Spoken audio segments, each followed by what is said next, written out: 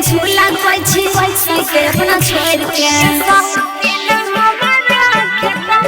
हे गई लाजो शरम सब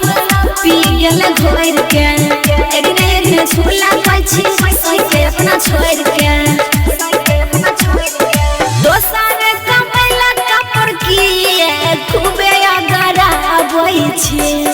दोसर कमैला कपर की खूबे अगरा बोई छी गे सोती ना हमारा खेत में किए बोले पकड़ चला बोई छी गे भछिया हमारा खेत में किए बोले पकड़ चला बोई छी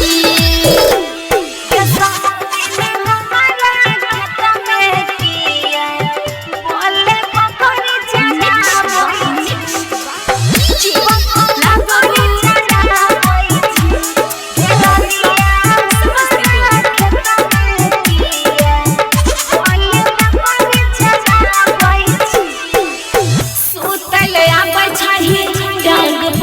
शौक तोहर जाय रे देबो मिट्टी तेल ढार के